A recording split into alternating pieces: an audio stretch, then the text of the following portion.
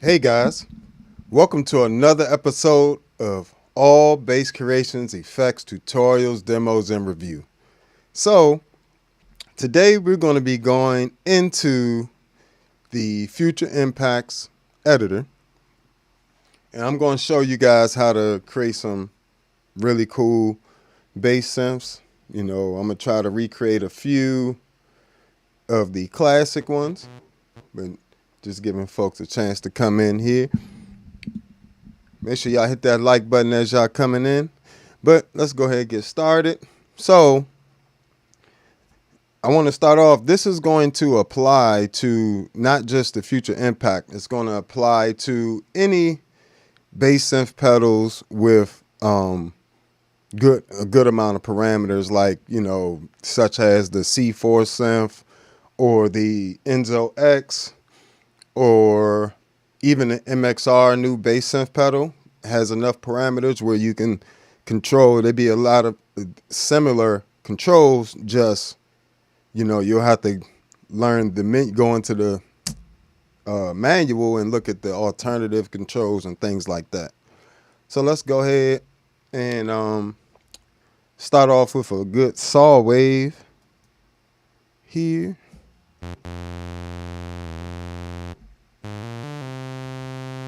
Bring that up in the mixer here.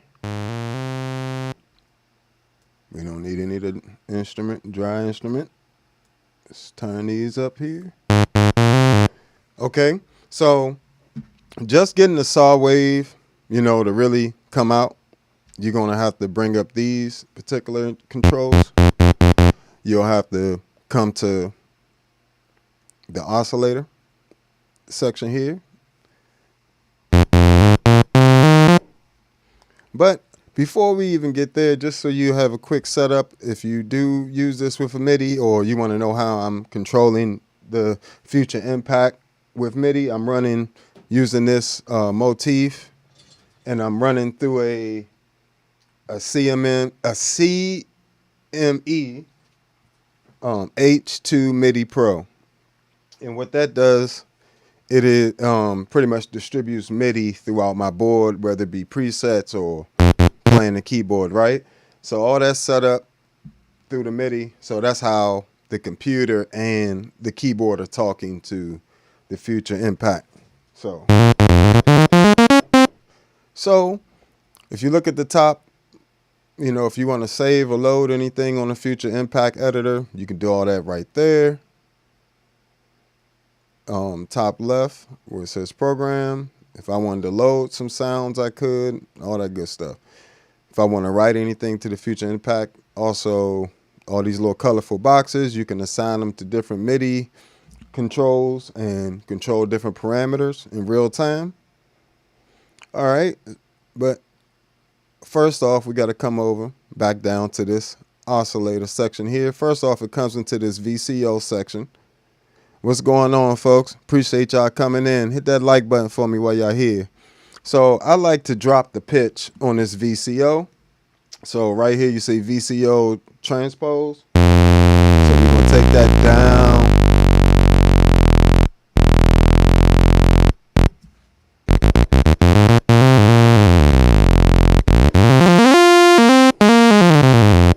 Right? So that's the basic wave. Wait, let me bring that down a bit. Matter of fact, I could bring it down here. So pretty much, we just using a saw wave here. We want to control different, pitches, change the pitch of each individual pitch or oscillator. We can do all that here. But for the sake of just keeping it simple, one oscillator like that. We're going to take that, turn it into a bass synth, and then we come over to the VCF input.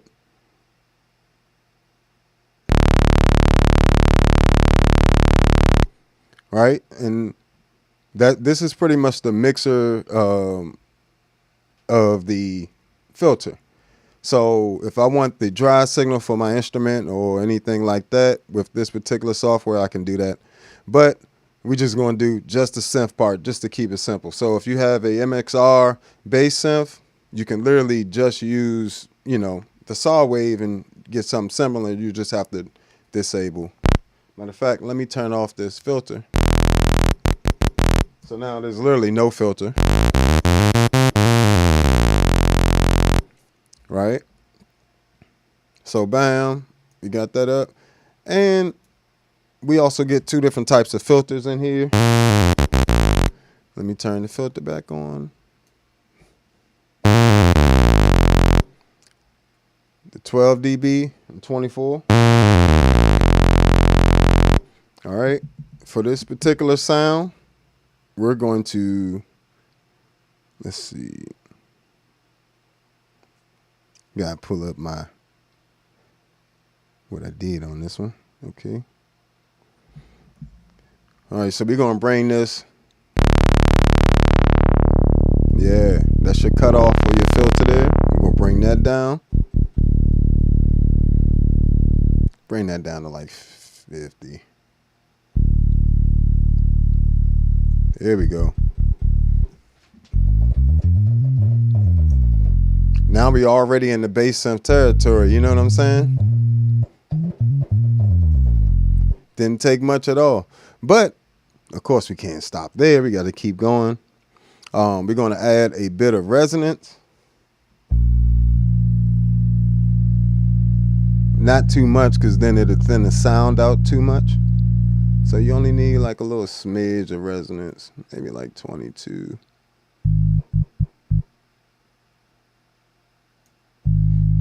All right, so sliding over, we got it on a low pass filter here.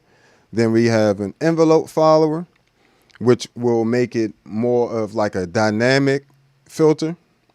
But then you have this slider here, which is the AD or the ADSR envelope, you know, attack, decay, sustain, and release. So we're going to put this about 50 for now, just somewhere midway. Now, if we wanted to accent on the filter, we could add that to where to do an accent only on the loudest notes. This slider pretty much make that filter open up even more. Same thing with the envelope follower, depending on your dynamics with the envelope follower. The accent is only opening up more on the loudest notes. Pitch follow, just make the filter follow, open up according to how far up you're playing. If you're playing further up, the filter will open more. You're playing down here, opens less. All right. So then we got the box underneath that, which is your VCA. So this is going, this envelope mode is attached to this envelope follow here. So if you want it, you know, you can set that to different things, but we won't necessarily get to that right now. We're just going to keep this straightforward. A lot of the bass synth sounds you're hearing are pretty much this waveform here, which is a short attack, short decay, long sustain, infinite sustain pretty much. Put that back. And then short release. So then you get to that type of sound.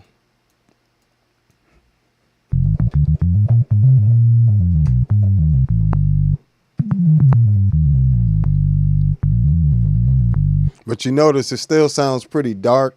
It's not really opening yet or doing much. Let me switch over to this view. You guys can see a little better. All right, cool. So now this next little shaded box with VCF and the arrow pointing underneath it is the ADSR for the filter, for the actual filter. Matter of fact, I'm going to change this to 12.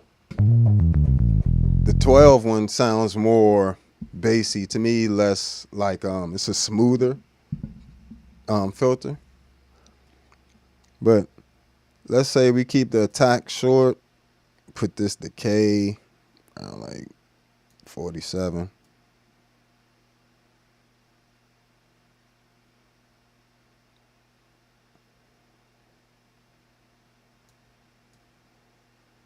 Dang it, come on. Now we're starting to get some filter action in there.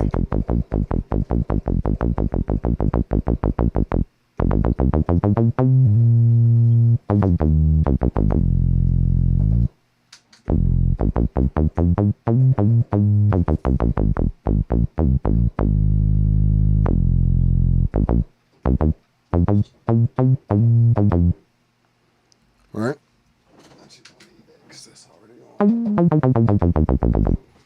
So, and this is pretty much shaping the filter, what the filter is doing. So it's going to open, the attack being this short, it means the filter is open immediately. So it's like soon as I hit that note, that filter opens all the way up. And then the decay is how long it takes to do the ow type sound. If I set that to longer,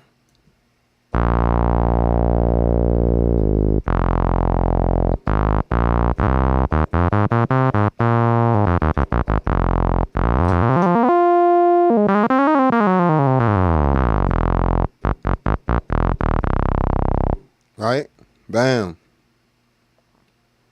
So let's pull that back around 47 because we don't want it to be too slow because that's a different type of synth. And this is where I say the filters, the way I set up these synths is where when you're on something like the Future Impact or any of the other pedals, even the MXR pedal, you'll mostly be changing the filter options on the fly if you wanted a slightly different synth, or you can create a whole different bass sound just changing the filter. ADSR. This is why, you know, so many of us bassists have wanted synths and things like this before. Mind you, all this same exact setting works on when it's tracking bass, so don't worry about that. I'm still taking some time off with my hands. That's the only reason I'm not playing. You see, you're really starting to get to that area that we want to get to. Come on.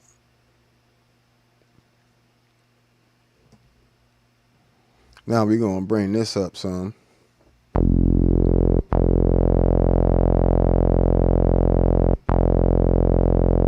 See, the sustain is, in terms of a filter, is where it, like that filter, how long, so it immediately open because of the attack. The decay is the time it takes from that, which you have that filter cut off, VCF frequency we set up here. The time it takes to get from that frequency down to whatever frequency you set this sustain. The sustain is more of the frequency once it comes down where it's, the frequency is going to sit at, dealing with the filter. So if I wanted to just come down like that, or if I wanted to come all the way down, and I can have this decay really exaggerated.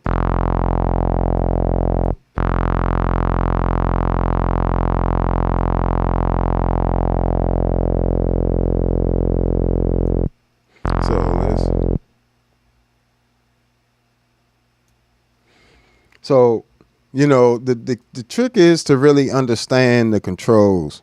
And I believe the MXR pedal has these same controls. You just have to dive into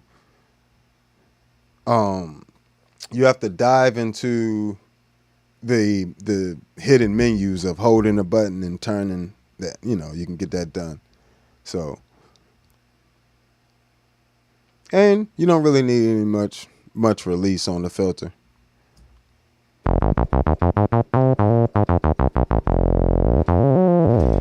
So we're already starting to get a nice bass synth going there.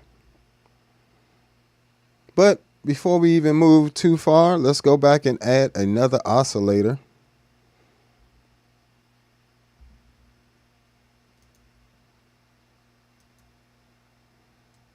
We're going to add another oscillator an octave up. So this first oscillator is already down an octave. All right. So when you come over to this pitch section here, on the second one, we're going to put that an octave above that, pretty much at the pitch that we have already. And we're going to use another saw wave.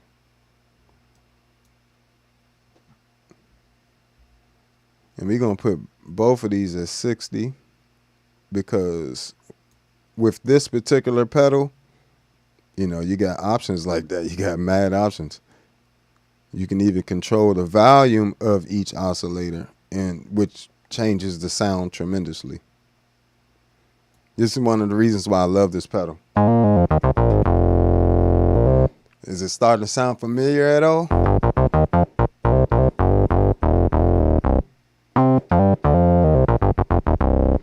All right. So we got that rolling.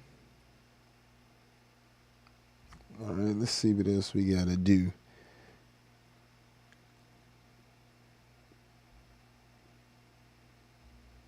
Something else I like to do as well, I like to go ahead and set this LFO to the VCO. So it'll change the, like, just slightly give the pitch. When I'm playing this unit with the bass, the actual bass, I don't always have the luxury of having like a modulation wheel like I do on. Oh, let me set these up. I like this around 5. I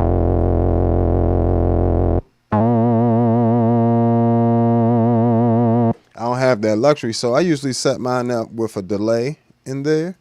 So naturally, when I play the sound, what's going on, folks? I appreciate all y'all chiming in. Hit that like button wherever you are. And feel free to check out my actual preset pack for this Future Impact on the Patreon. I got one for the Enzo X and the C4 synth. And if you don't want to sit around and have to program all this stuff, you see all this stuff you got to kind of spend time experimenting with. So the packs will save you a ton of time, you know. And there's also packs for the MS-60B plus, the MS-70 CDR plus, and the Zoom B6, and 11 different preamp backs for the ToneX 1 and ToneX software and stuff. Right? See, now, this is why I say that the Future Impact got a little bit of a...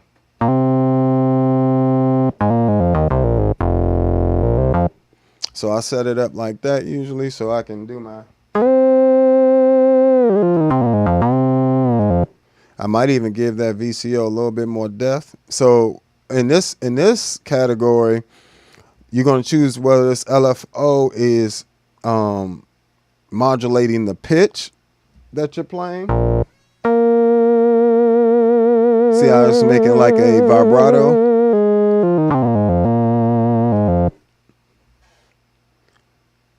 And when you do the VCFO, voltage control filter.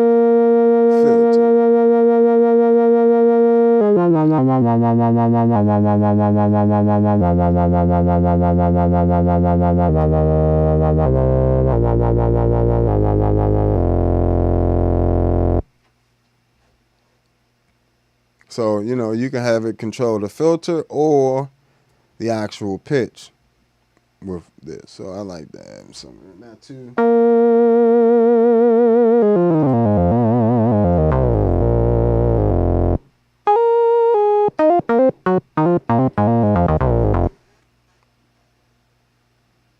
Might even put that a little faster, maybe 6.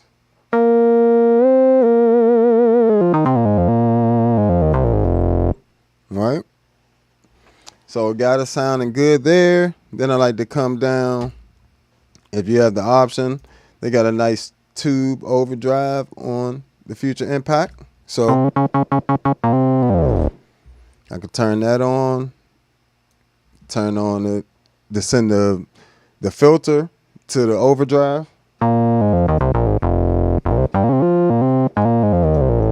I find it just helps warm up the sound just a little bit. I'm as you can see, I'm not pushing it at all with it. Just really turn it on. Then you can turn on the EQ. Send that from the overdrive to the EQ. I like to add some body to it.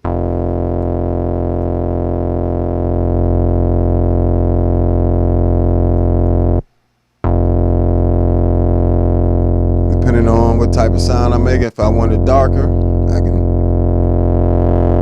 If I wanted to cut more, and I like to have it cut a little bit around probably like 5.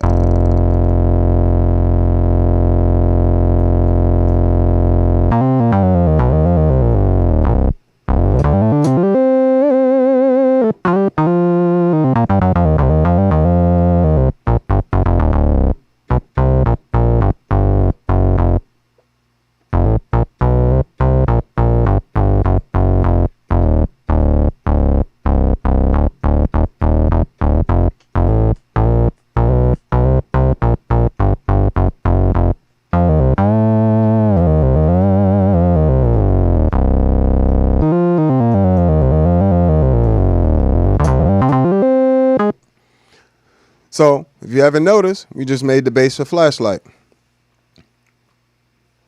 See? You know, it does take some know-how, but when somebody walks you through it, when somebody walks you through it, it's a lot easier. What's going on, folks? Appreciate the love. I'm actually using Streamlabs to record the stream rather.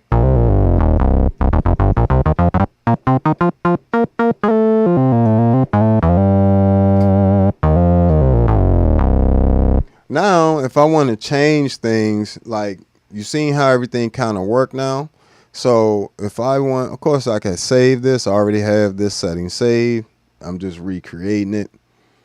Oh, I like to add a little portamento to that joint too sometimes. Maybe just a smidge.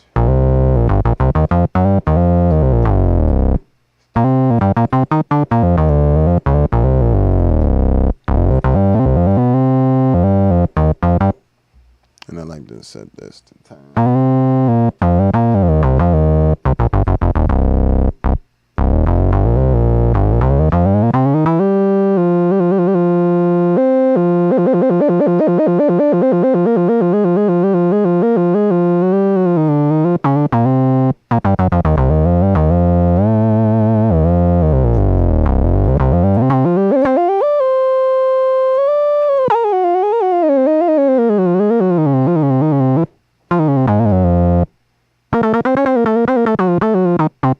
I might leave the portamento off.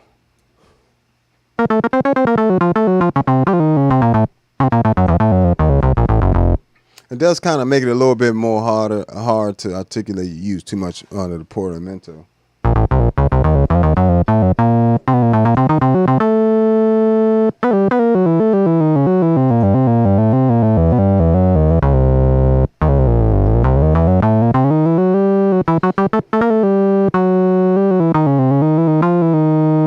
But yeah, so now let's do another one.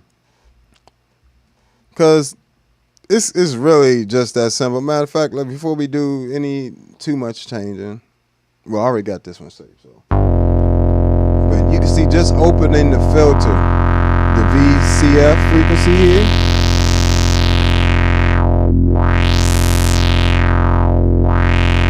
You can introduce some noise.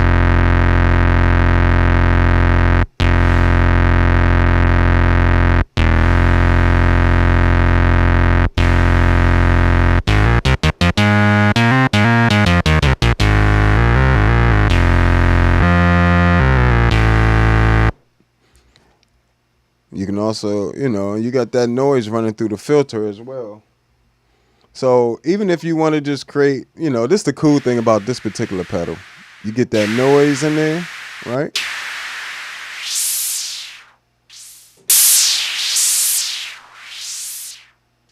You can create wind, all that type of stuff. You got options.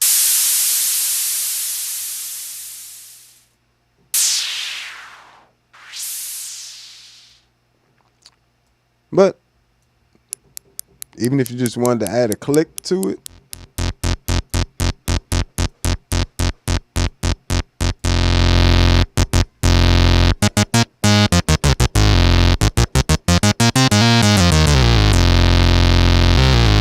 totally different synth, just that fast.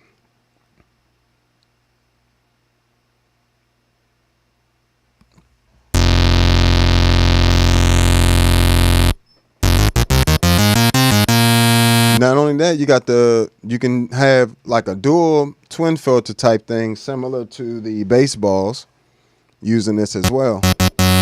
Let's take this little noise out.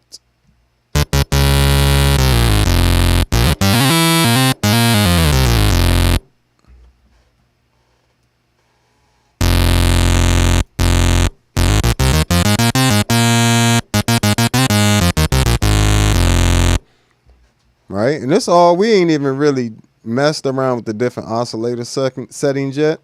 I'm literally just giving you just how to change things with the filter. So turn on the pitch follow. If you don't want it opening that much,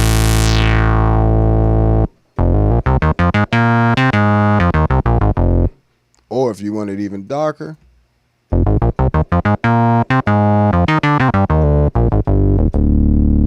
all these are different bass synths, you know, just changing it slightly. Even changing the filter options with the ADSR.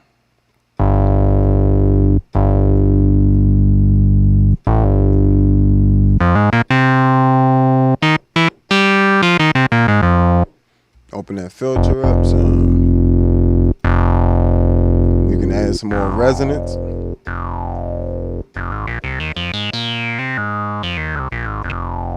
See, if I was going to use a sound like that to get it a little bit beefier. Let's see, turn that pitch follow off. Come down here.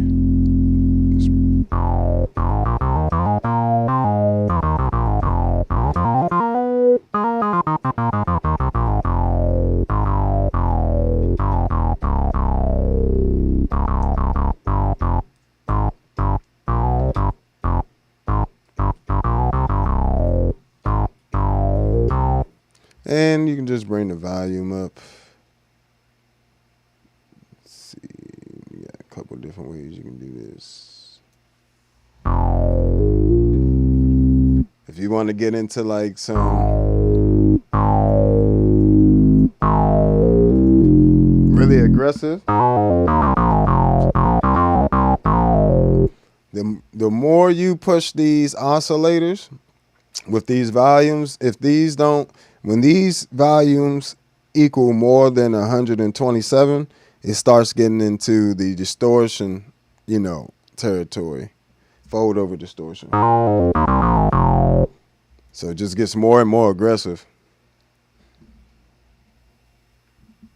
Oh, you know why it's like that? That's why.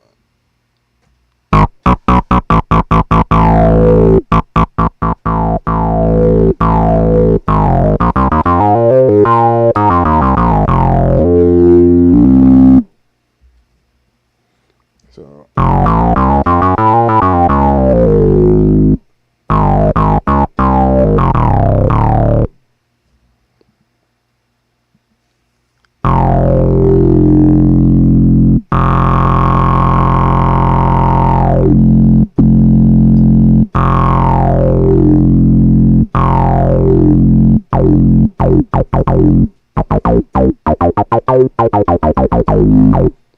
right, we just made it really resonant, filtery, you know what I'm saying? So then you can come back, you bring that down. Of course, got to bring this bass back down here.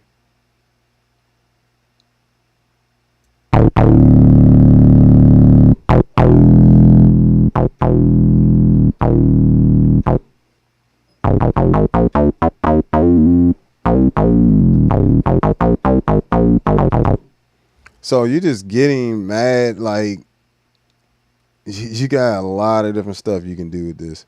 And of course you can add more drive. You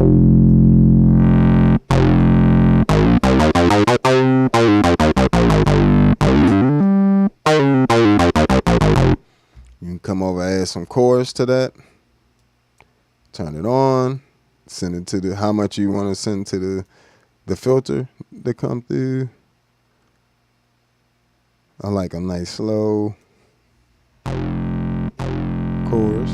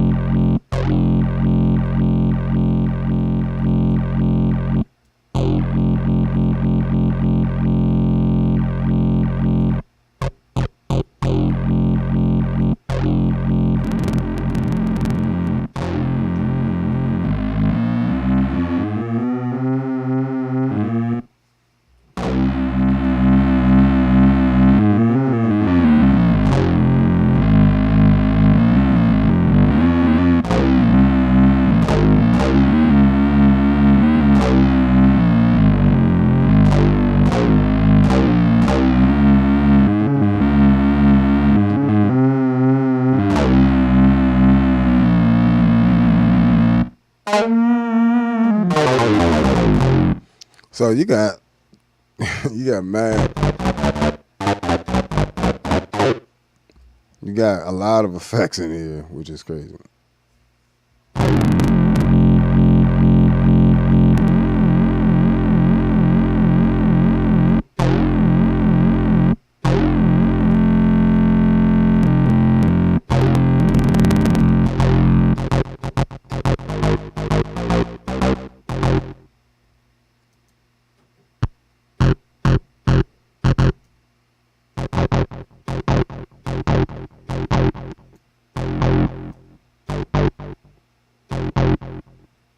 You got all types of options on here. So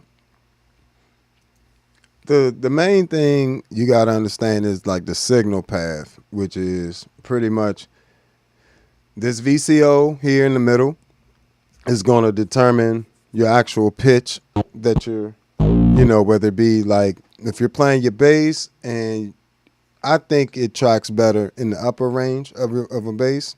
So I have it set to -12. That way it's like I'm playing the note an octave lower, right? In the proper bass range. And then from there, I pretty much set it up with the other oscillators on top of that. And then that gives me different sounds. So for instance, let's turn this filter off. Let's turn all this back off.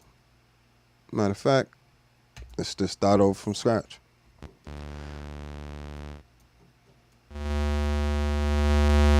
So a nice square wave down an octave is going to give you some nice,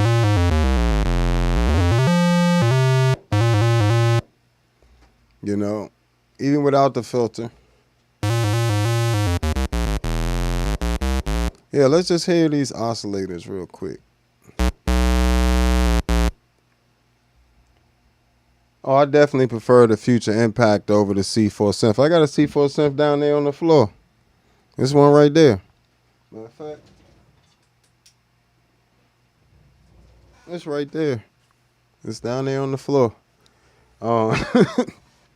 It's not that it's not a good pedal. It's just the Future Impact has so many more features than the C4 synth.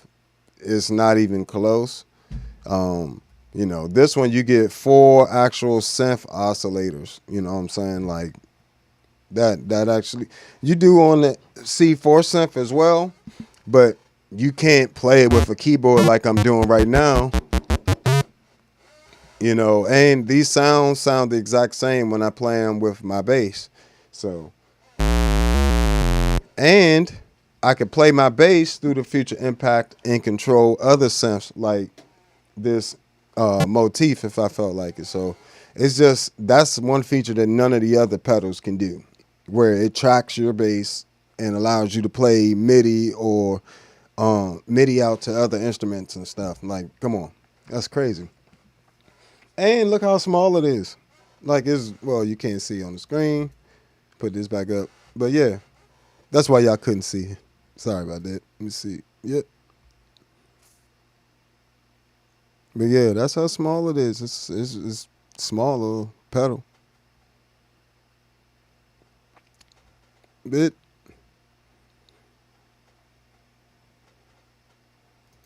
Let's go and jump in here. So That's what the square wave sounds like by itself.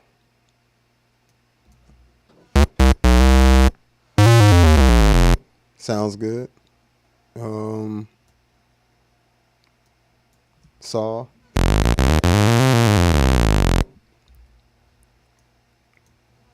And the triangle.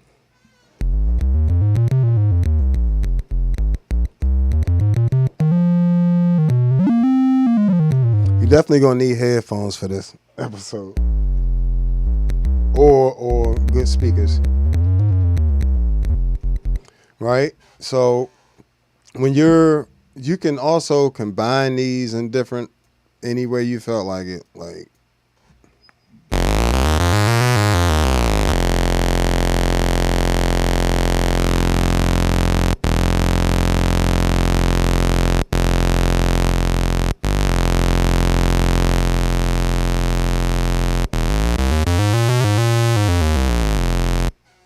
yeah, now where you can, this is like a custom waveform here now. It's a combination of the square, the saw, and the triangle wave. And that's all just that. I turned everything else off, I believe. Yep. Yep. Everything else is off.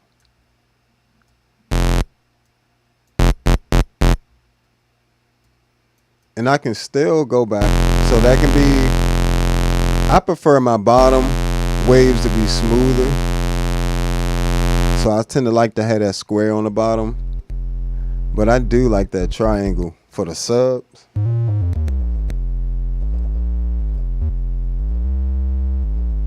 You know that's going to hit them subs nice.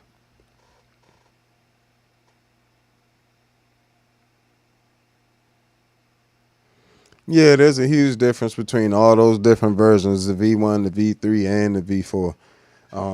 But to be transparent, I've only owned the V4, but the hardware and everything on the V4 is upgraded versus the V1 and the V3 is the same hardware, you know.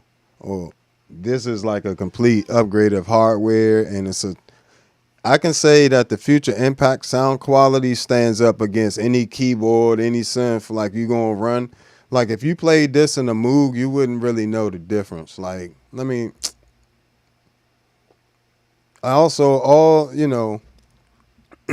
I would say the Future Impact and the Enzo X are the only thing in that league right now in terms of pedals.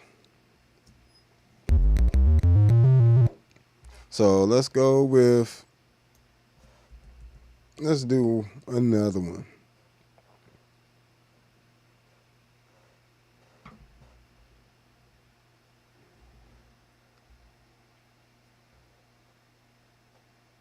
So we're going to put this square on the bottom.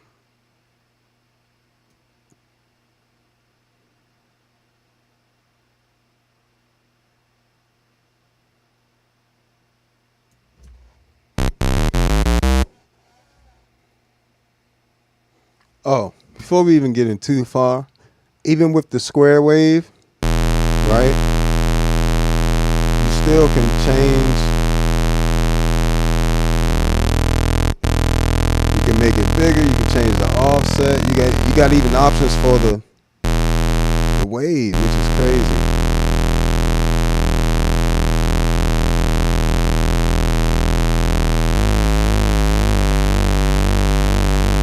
All this is just oscillating.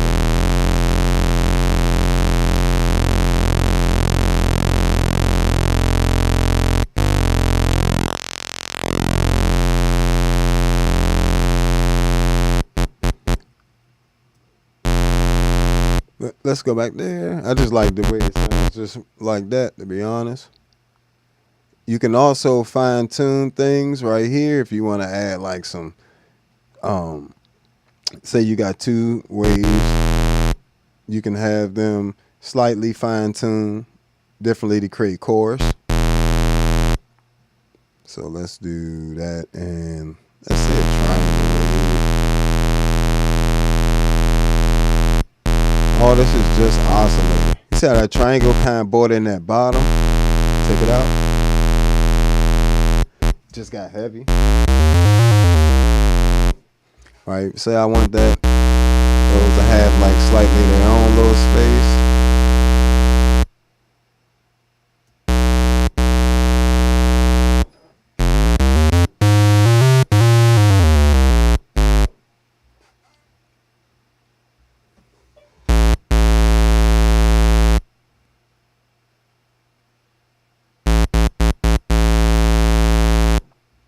So I can go either way with that, but I still got 2 more oscillators. Say I want a nice square wave that's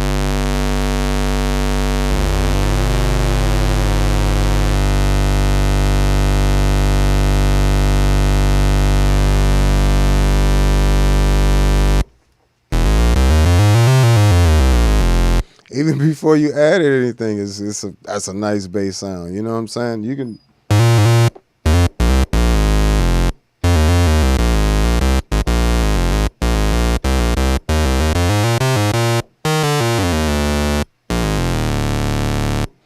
Also, one little cool feature about the Future Impact is it also can control, use CV control voltage to control an external synth. So even the vintage synths and filters and things like that you can use with the Future Impact. For instance, I have a Electro-Harmonics Blurst here, and this is I'm running MIDI out through the MIDI to, if you buy the MIDI to CV cable from Panda Audio, when you buy the Future Impact, I recommend it. It's a MIDI cable. It's long. It's also going to have the CV control outputs. I have the filter side of that going into the Blurst, and that gives me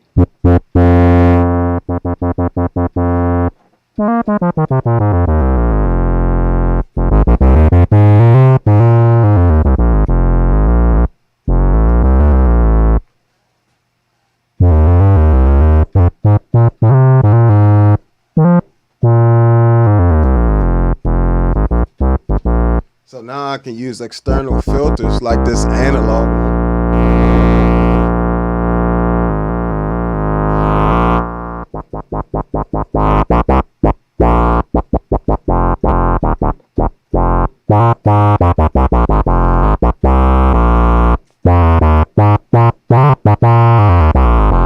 So that's one of the things that makes this joint. It's just, the more features you learn about it, as well as the flexibility of software. We didn't even talking about me running my bass actual dry sound through here, and I can use the ADSR and the filter and everything else on my bass and turn that into different synths as well.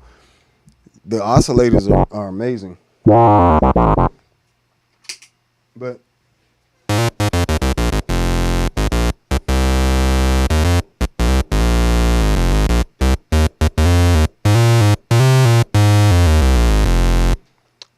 like, I actually really like that waveform there. I'm going to save it.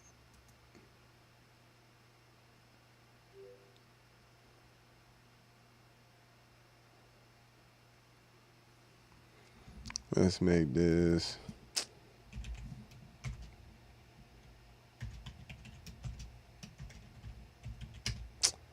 Dun, dun, dun, dun, dun.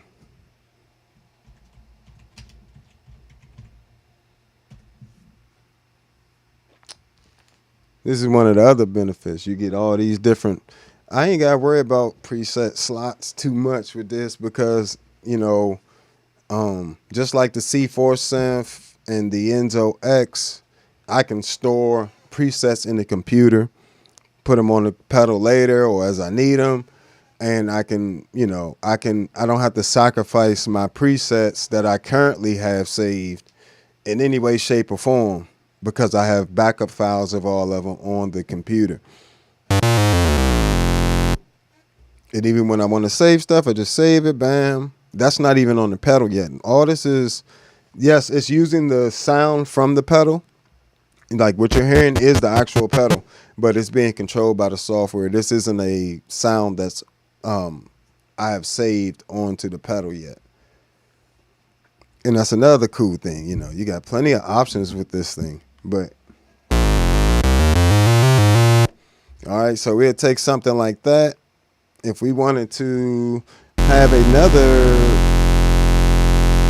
option, go out there for something, let's do a nice high triangle wave.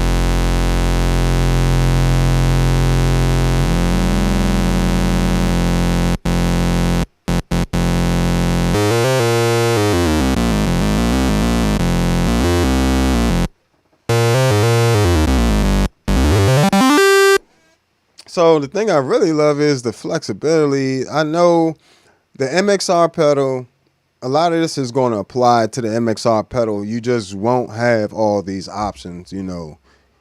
You'll be able to, and you won't have all these, yeah, you just won't have all these options one way or another. So, but I think that for somebody that wants a pedal, because the Future Impact is a little more expensive. The Enzo X definitely is way more expensive. You know, would I take the MXR over the C4 synth? I gotta play it first. I'm gonna play it first, and then I'll tell y'all, because that's the only competition that there really is. The Future Impact and the Enzo X are in leagues of their own by themselves. They're not even competing against each other. They're totally separate things for real. But they work the same. All this applies to the Enzo X as well. You just have it in a different, it just will look different. But if you know with the names, like you know attack, what the attack does to a sound, like if I wanted to slow this attack down, I come over to the ADSR, the VCA right here, bring that attack up. Now I'm getting up.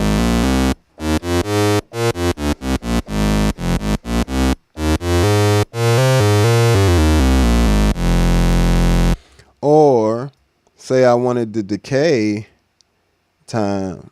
I wanted to bring, I don't want, this sustain is ultimately while you're holding it, what level that volume is going to be. So say we have that volume here. When it initially comes on, it's going to give you that attack. And then it's going to come down to that volume.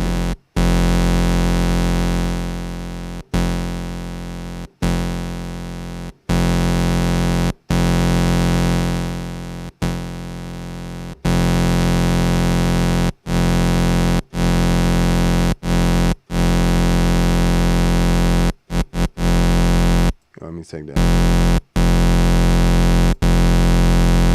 Let me bring this down. The release, once you let it go,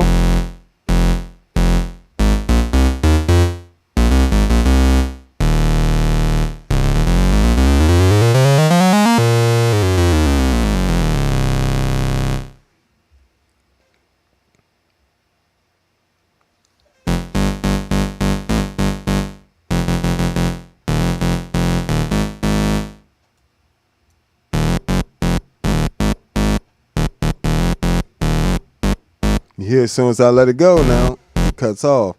But say I have that on, it's just going to sustain forever.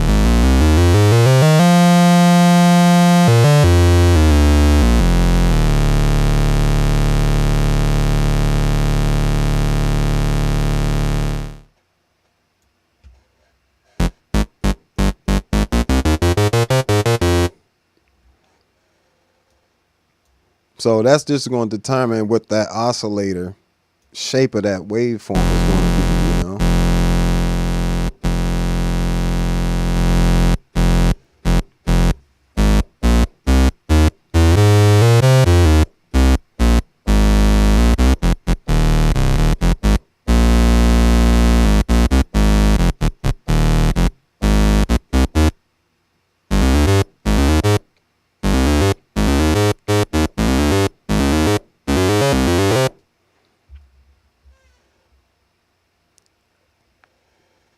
So,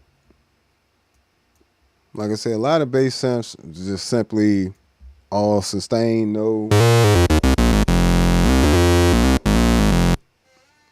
you know, that gives you like the cleanest, not, you know, just like more of a, you can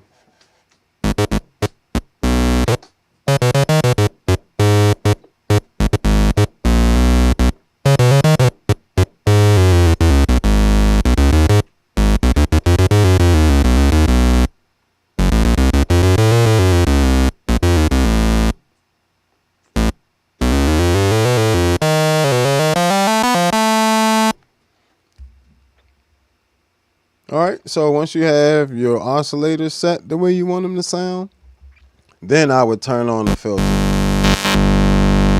Bow.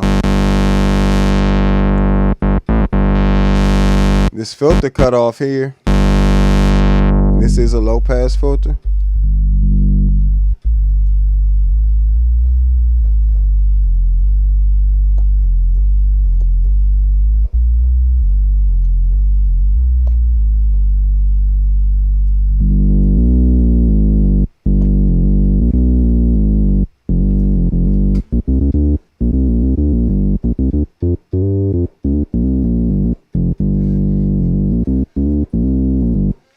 Right, so you can have it right there, bring up the resonance some if you would like. You know.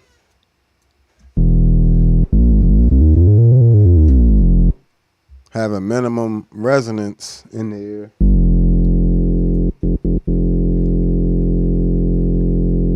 It's going to help you have that deeper bass sound.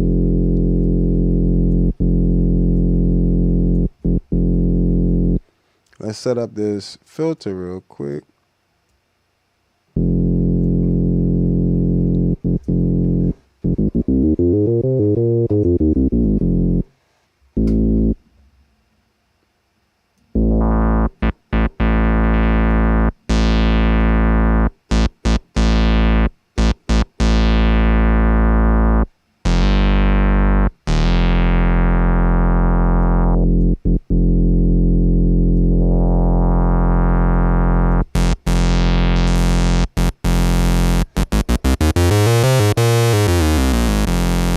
Just setting how much the filter responds to the ADSR.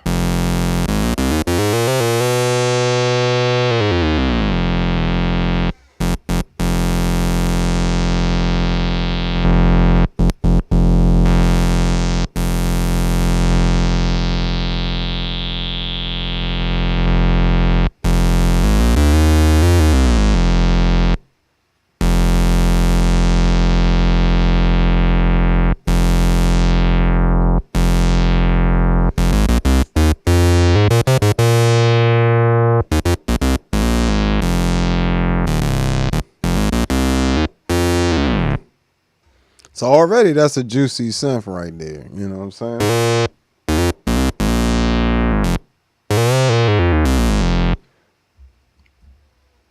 It's a lot easier to experiment with sounds if you actually know what the sounds are doing. You know what I mean?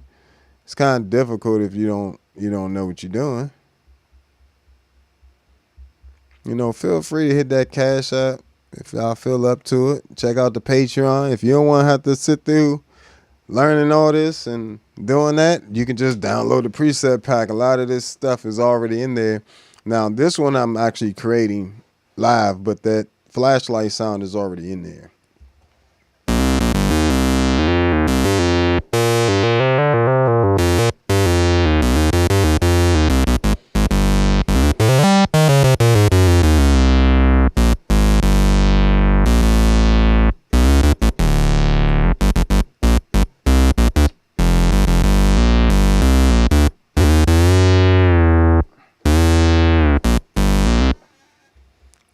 That's the thing. This filter sounds really good. Like, this is without the filter. So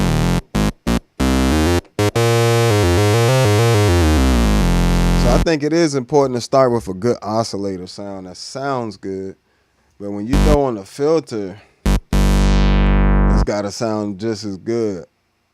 So this is high pass.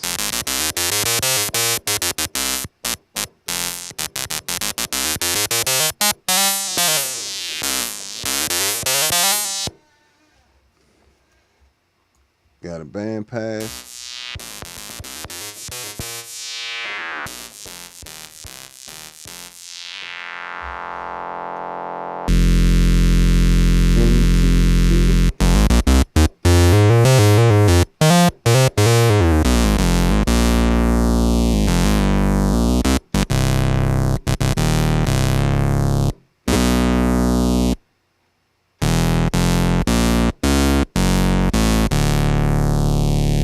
So, options. I particularly like the low pass filter for most bass applications. But I ain't gonna lie, that HTC one sounds good too.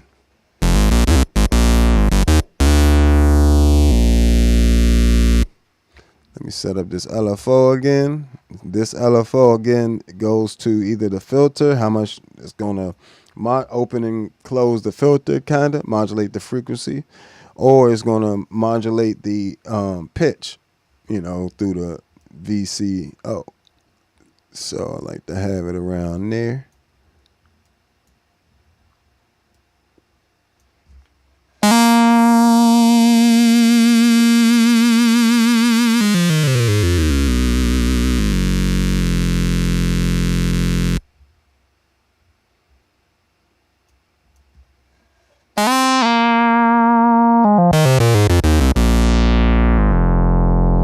See what I'm saying? It gives you that. I love this low pass filter. Let me change it to the 12.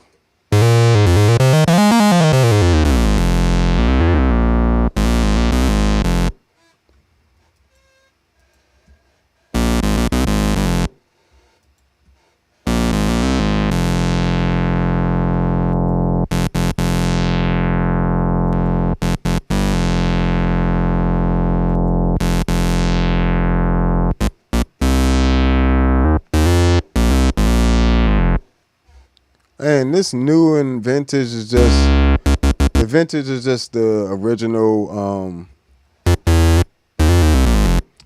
impact filter. But yeah, you can be here just creating bass synths all day with different filter options.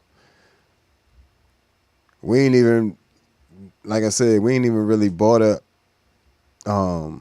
what you can do with your actual bass and stuff yet.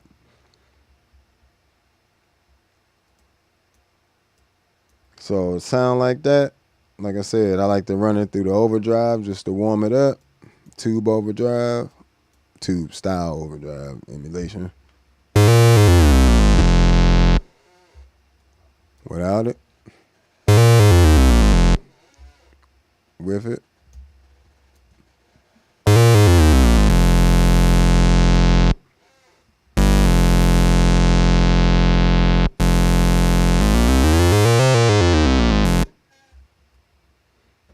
Come over to the EQ. This is why I'm not worried about, you know, I like pedals like the bass synth, the MXR bass synth for the simplicity, but I like when I'm ultimately making a sound, I really do want to have options like an EQ, a graphic EQ at that. You know, if I want this sound to be darker, bam. If I wanted to cut more,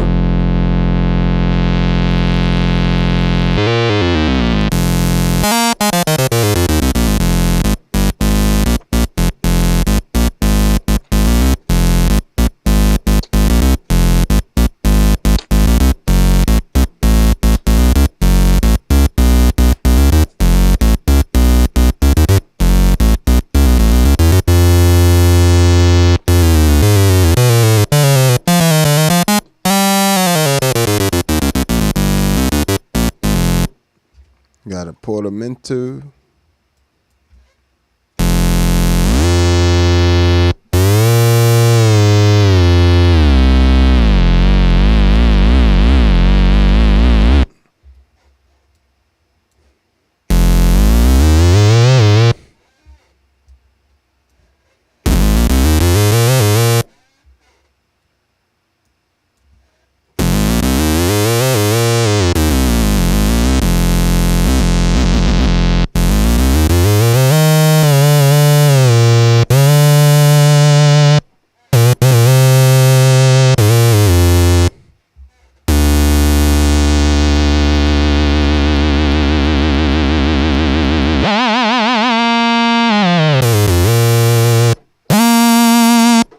So I don't want that filter to open so much. I bring this ADSR down. And I also bring this envelope follow down.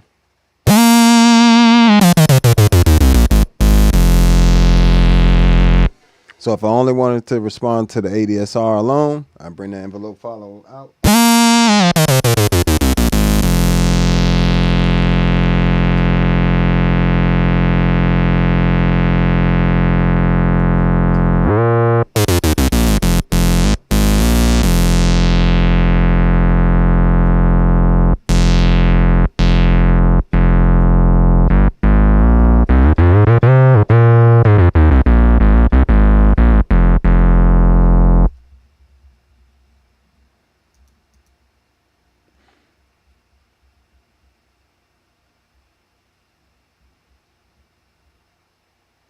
But yeah, this pedal doesn't have that, doesn't have a reverb in it. This is a bass synth pedal. It does have delay, but it doesn't have any reverb in there. And I'm not necessarily playing songs right now. This is not how to create a song. I don't know why people keep asking me to play songs. This is not ambient afternoons. This is how to create a bass synth. It's two different things.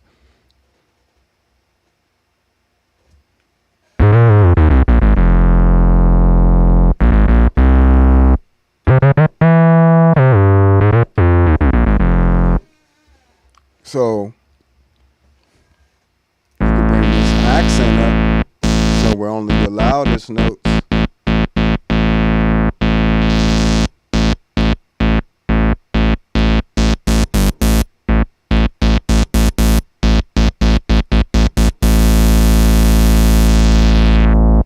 Or the pitch follow. Open this up some more.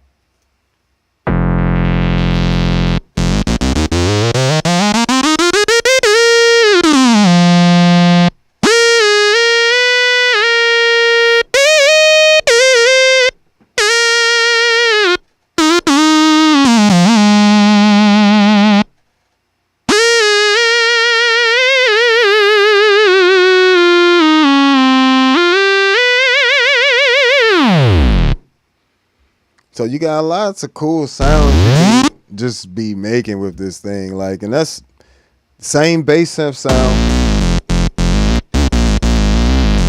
can be used for lead stuff as well. Even if you wanted to shift it up, you can come to this VCO right here, bring that up.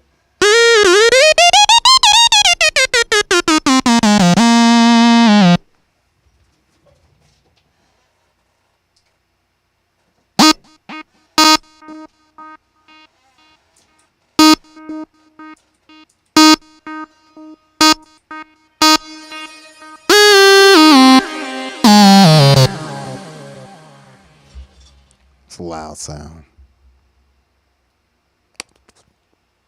Bring this thing down.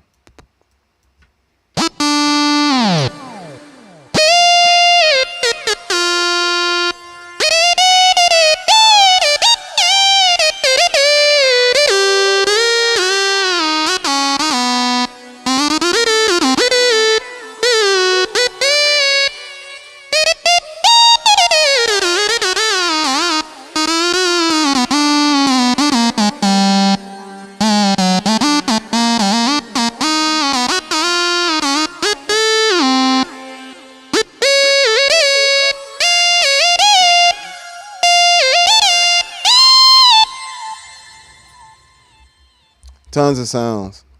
Just that fast. And that's just adding external. You also got different looks with this too, with the EQ. I prefer this graphic. It makes it easier.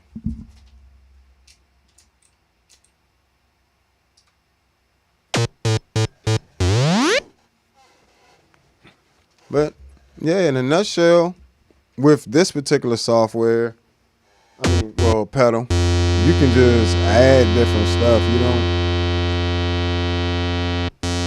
even changing the oscillator amounts.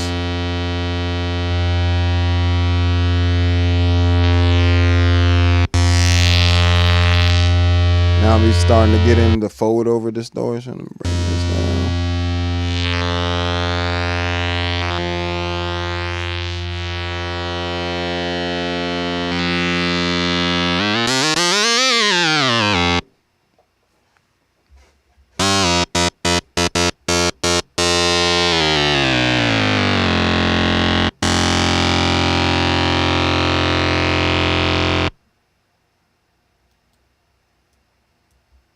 gonna bring this.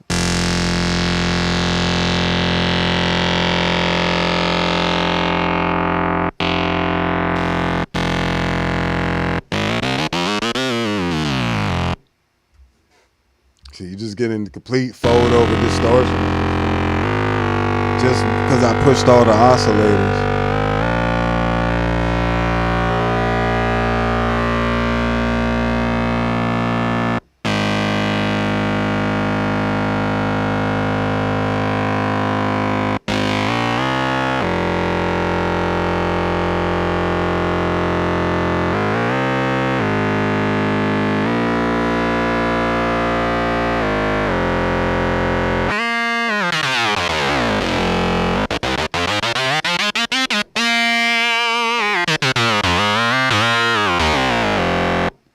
See? Now if I need more if I needed more bottom, I can just come to the EQ. Come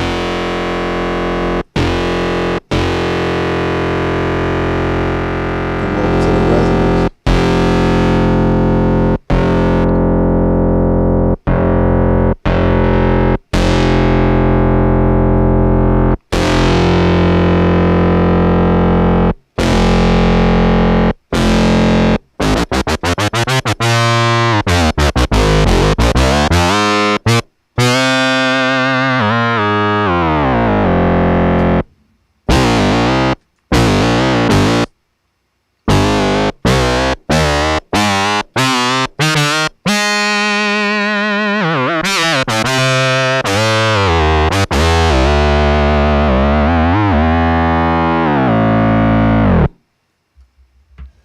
So yeah, you just simply experiment with, you know, different things. You just gotta know what it is. So with this particular software, this harmonizer and harm mixer and all this is dedicated to the dry signal. So when you come into the filter, after the filter, well, before the filter, to go into the distortion section and into the filter. I believe so. Or vice versa. It's one of those.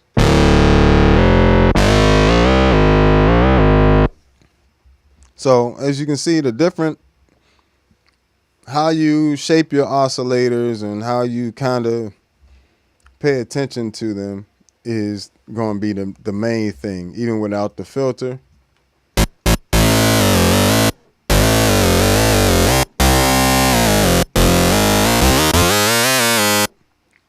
You know, if you just come in here and start cranking everything, you're not going to get as smooth of results as you would like. Most bass synths really are just two oscillators, with one being an octave above the other.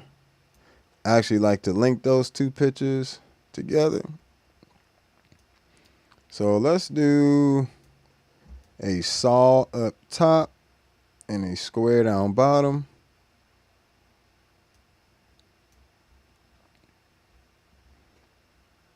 Matter of fact, boop, you're just gonna reset everything, make my life easier.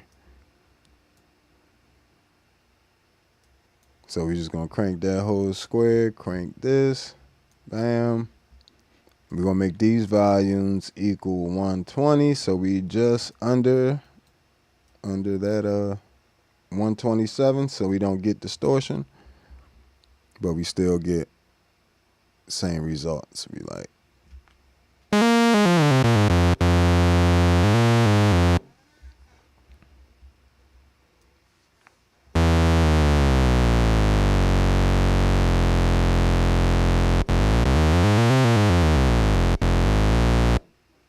So right there, you're already in that territory. That volume of the synth into the filter. We also got to bring up this VCFO L Lin and VCF log. I usually set them about 100.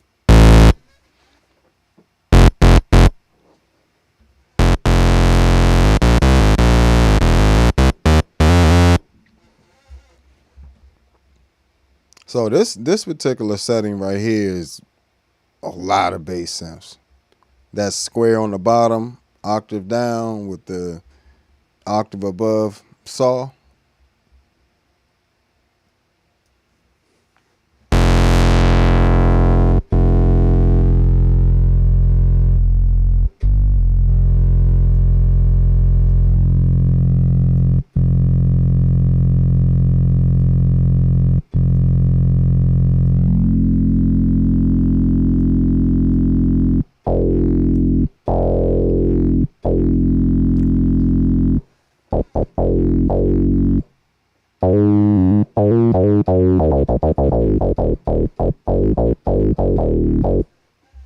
Already at that classic bass synth sound. Now, like I said, that pitch follow.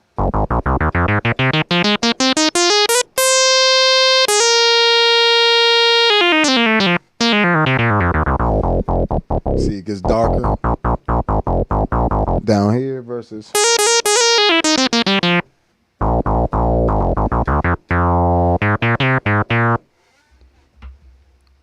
So, just something to pay attention to versus without it. Stays darker all the way down with the pitch follow.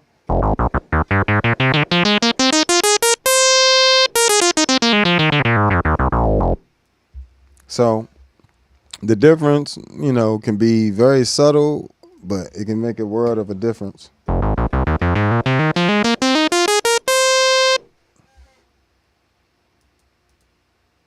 Versus with it off. And this is the 12 dB slope.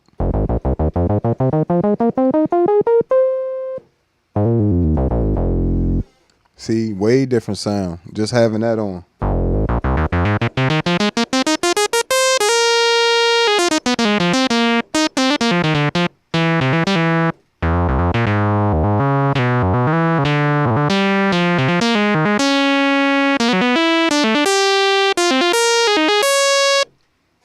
You know.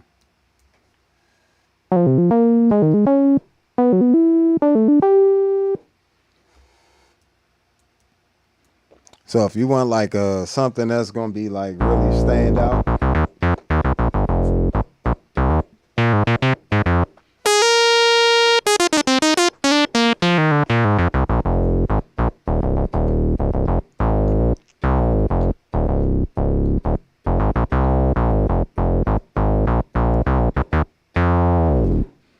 So, you know, I kind of like that right there. We can work from there. Like I said, this LFO is going to be attached to the filters like this. Let me bring up.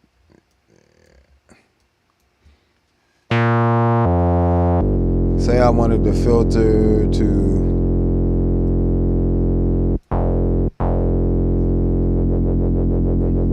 open and close.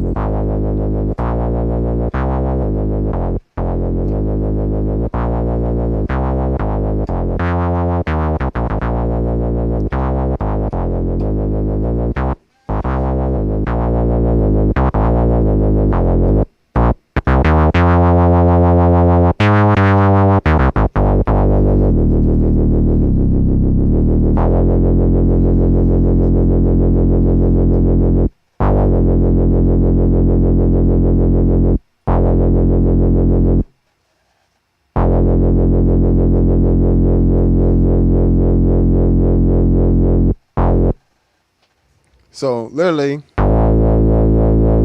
can automate that filter.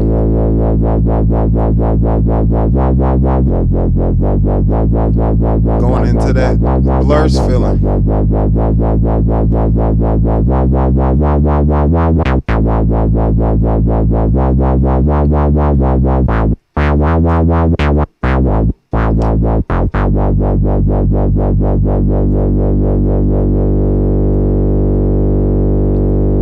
Or the pitch.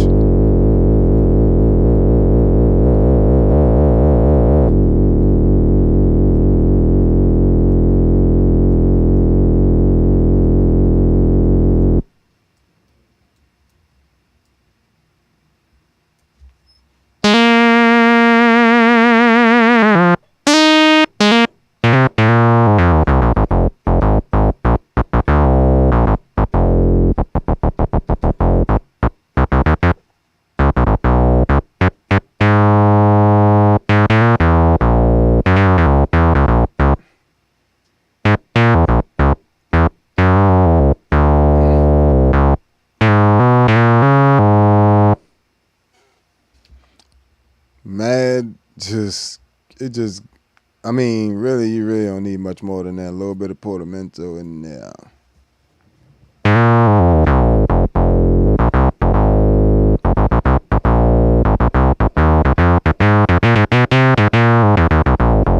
That's the sound a lot of y'all trying to get to right there. You know, that's very similar sound to a Moog.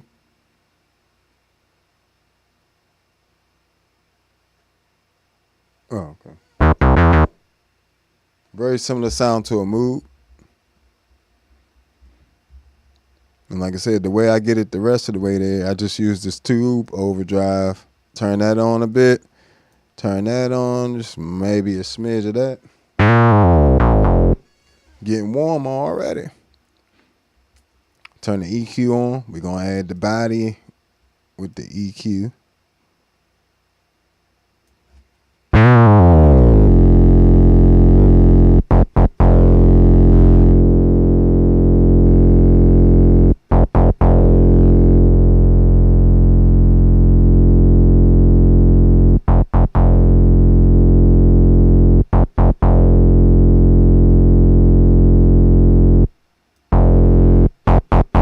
Brighten it up or darken it up.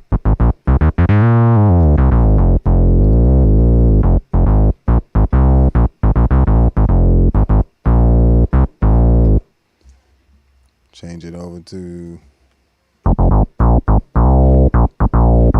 and all I did there was change it from the 12 to the 24.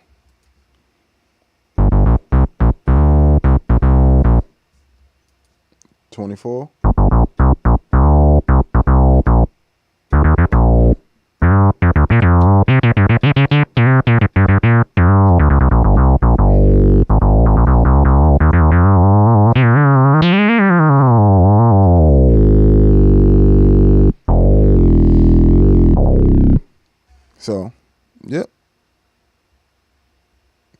The key is just to understanding the controls. Like I said, I know sometimes you see software like this and it gets really confusing, you know, for you.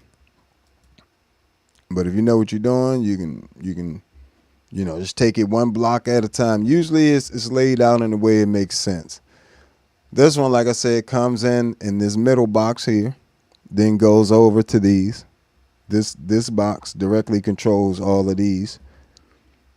You know, here's your transpose or whatever. If you want it to stay in a certain key or you want to change the key of all 4 oscillators, you do that right here. So I like to have them down an octave, like I said. Then I pick my waveforms and went with a square on the bottom. That's down an octave. And a saw wave up top. That's playing at an octave above, and I have them linked together. So, and it just gets even better. It just gets even nastier.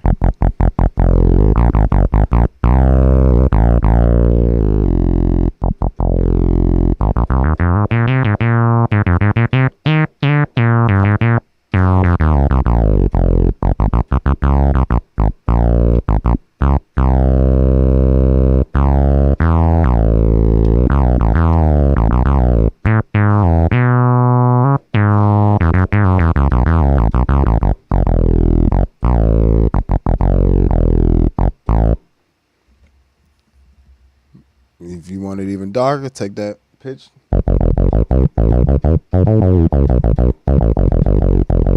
Took that pitch follow off. If I wanted to open up more,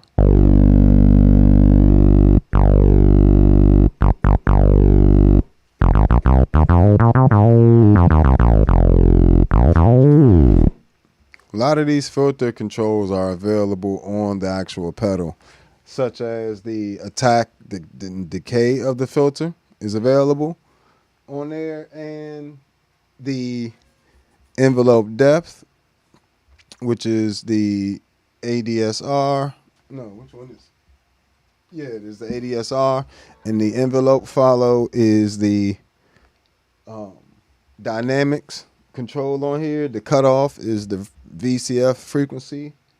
The resonance is the resonance knob here, and balance is is the balance between dry and the mix sound. And then you have level of the actual patch, and then the effect. And it's last in the chain. So in this case, if I have the chorus on, the chorus will be last. And that it'll affect the LFO of the chorus. But if I have the EQ last, it'll give me an EQ tilt in either direction, whether it be treble or that. So let's see. See if it does it while the pedals on. Yep, it does it.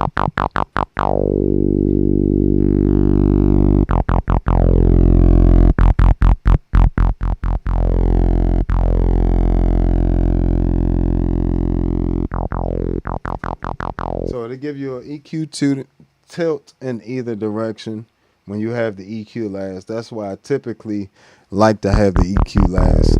And I use the TC Electronic Plethora X1 for the Corona chorus on there. Plus I got that running stereo.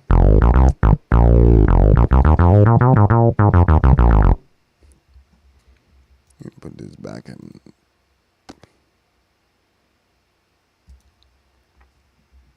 Make sure y'all hit that like button and subscribe on the different platforms.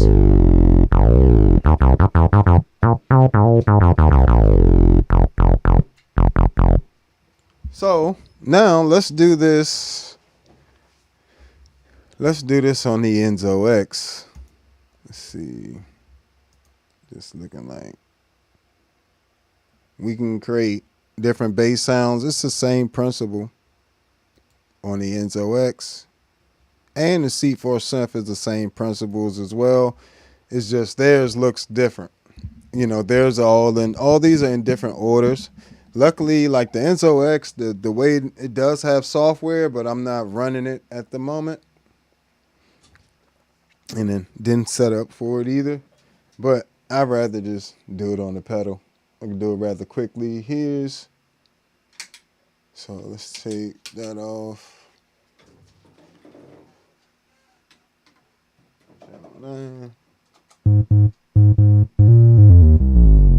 This is the Enzo X.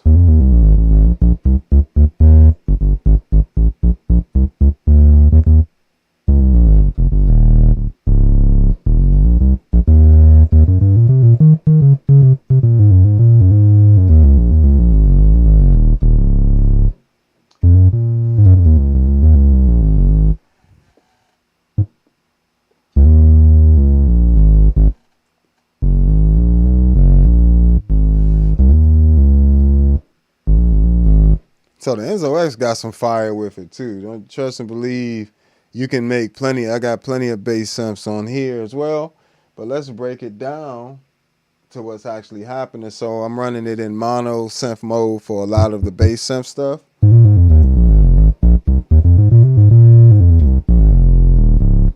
Unfortunately, I don't have any like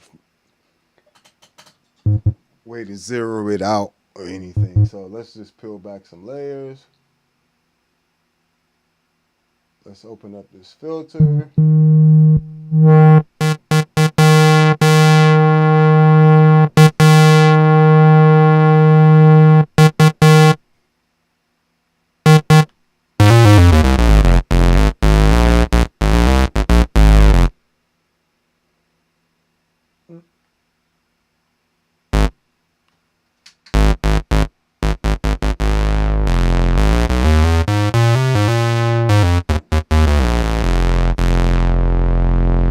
Turn some of this stuff off. Sheesh.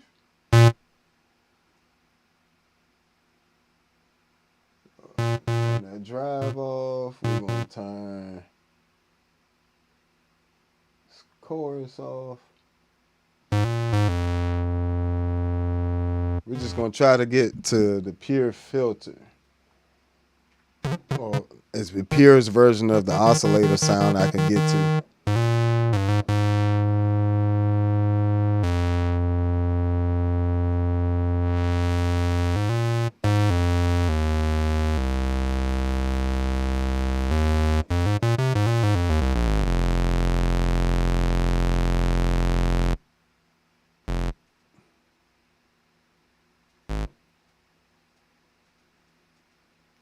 So I think that's the best I could get it.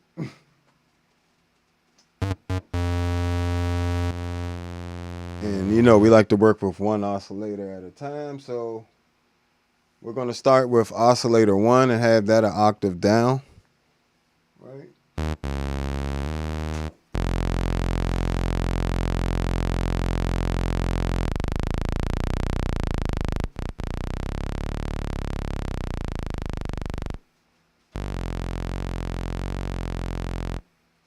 And we'll do this almost a very similar patch that we just did on the Future Impact. So we'll do a square on the bottom.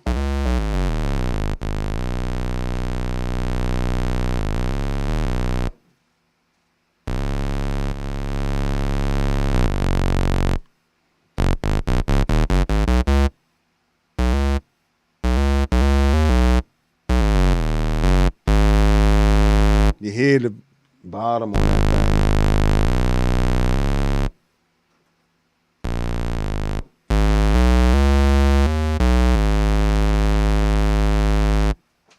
Let's bring it up an octave.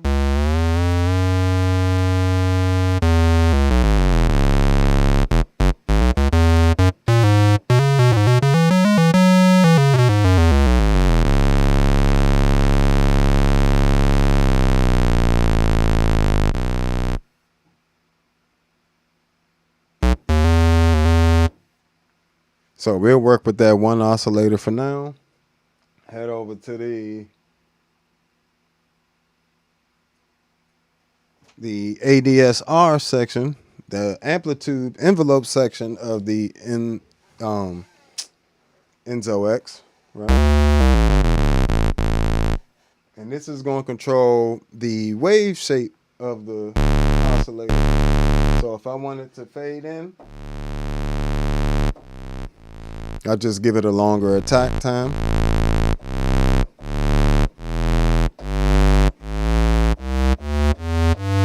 If I want it quick, I keep it short.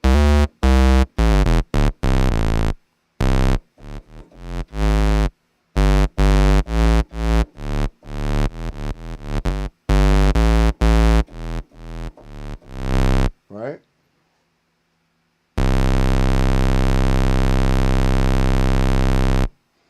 And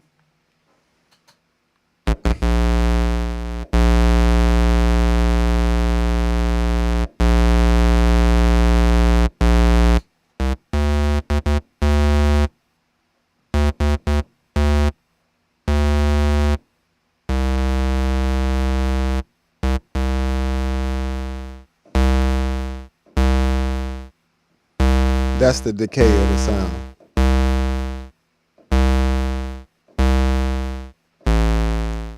So the attack will be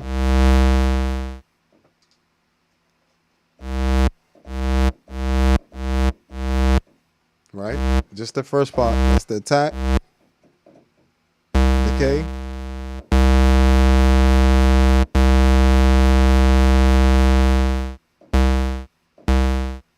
That's a short decay time.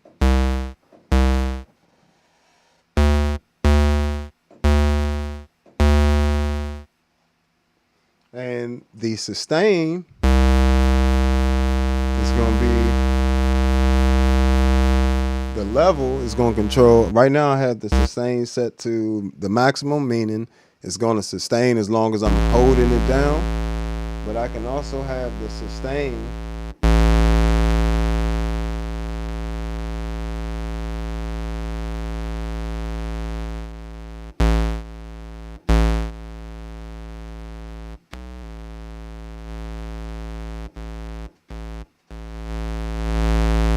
last forever.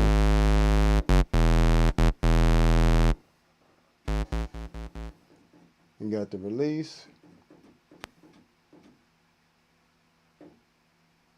Oh, I'm gonna need a little bit.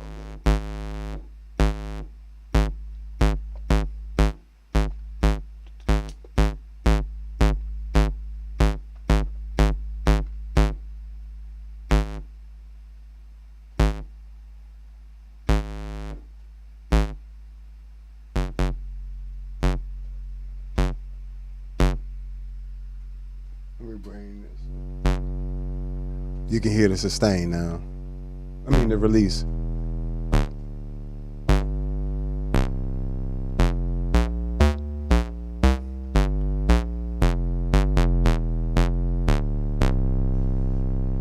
And it's pretty much going to hold that.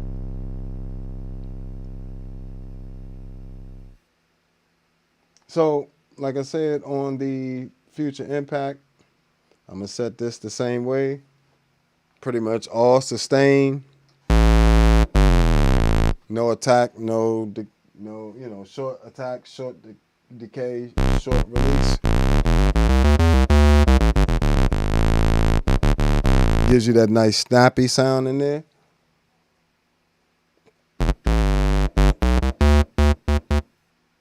Then we come over to the filter section, and it's the same thing. So the attack is going to be how fast the filter gets to that, what you got the filter cut off to. Decay is going to be how fast that, from that point, it comes down to where you set the sustain level of the filter. And it can still be open. It can come down just a little bit like ow, or it can come down ow, right? And the time it takes to go ow is the decay, and the level it sits at. If it goes ah or ow or ow, will be set by that sustain, and then the release is how long that goes after, you know. So you can create some different waveforms basically for your thing. So what I like to do for the filters is, you know, a lot of times it's going to be a short attack, a little bit of decay.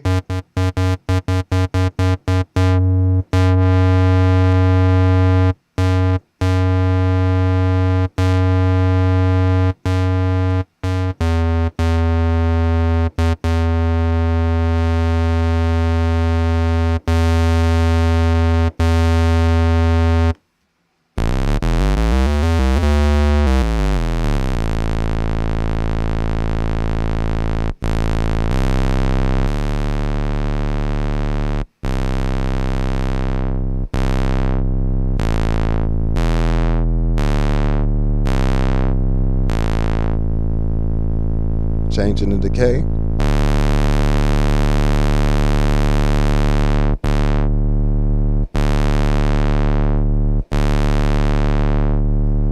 Changing the attack.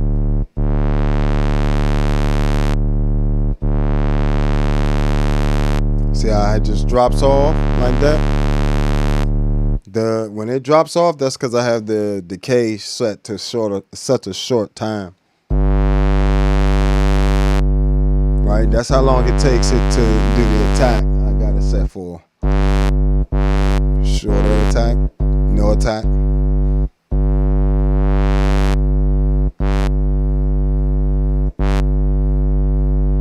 Some attack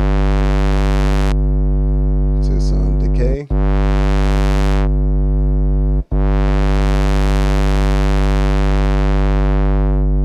Now, yeah, then it gets to the sustain level where it just sits. Attack, decay, sustain. So that's literally what it's doing to the filter, in case you was ever wondering.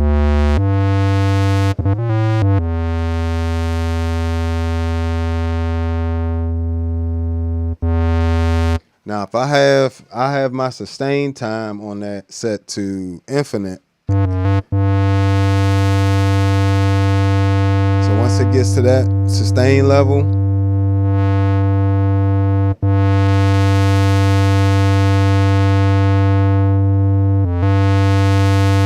every time I press the key, it starts it over.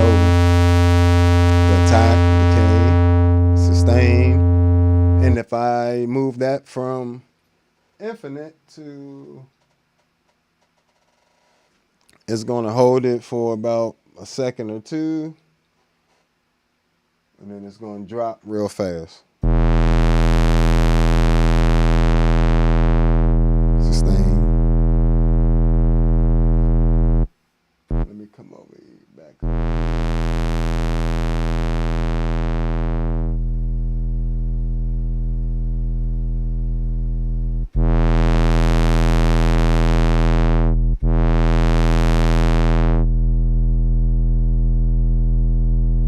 If I add that release, let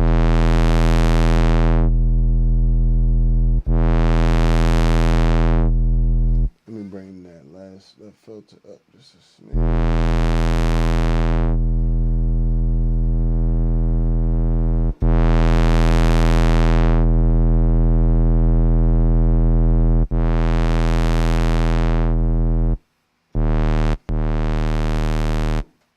So that's pretty much what the controls are doing when you're using an ADSR on like these synth pedals and stuff. So, you know, one is usually for the actual oscillators and sounds, and then there's usually another one for the filters that controls the shape of the filter. So, like I said, keep attack and decay pretty short.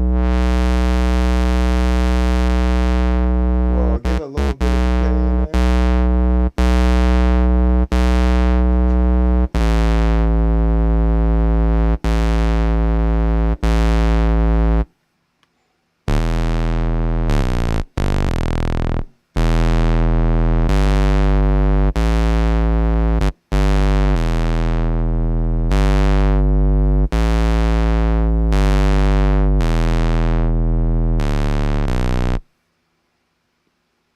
Now we can change that filter cutoff.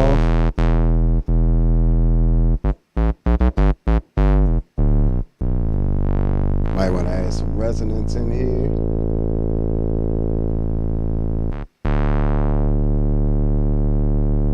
Probably keeping it in the 2 range.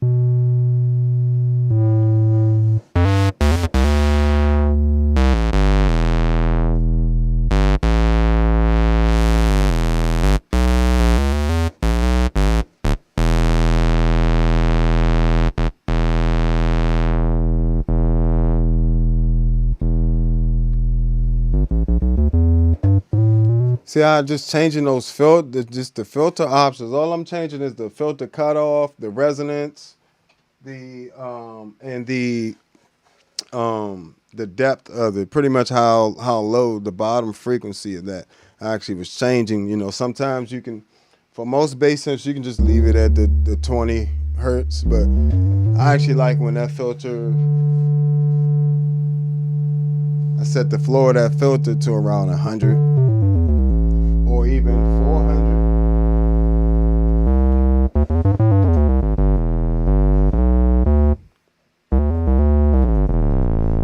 And I just got that filter cut off around 20%, 26. Just changing the filter cutoffs makes it a whole different synth. Straight up sub octave.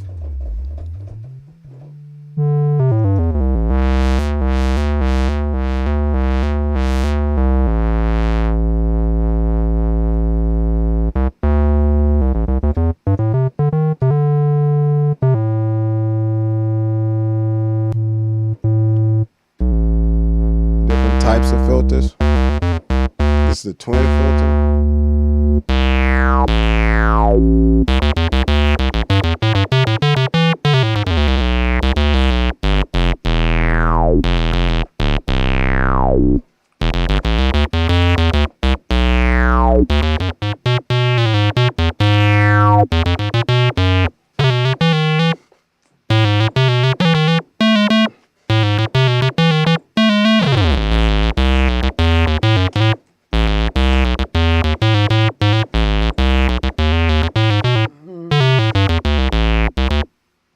So it's just options.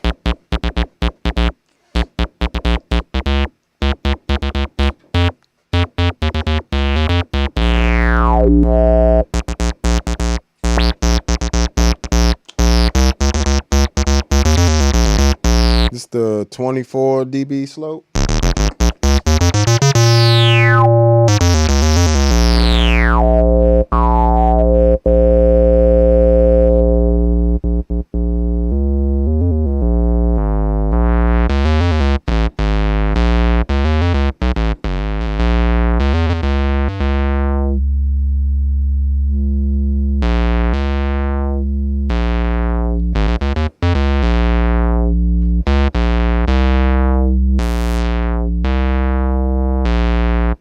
Let's go back and add the second oscillator.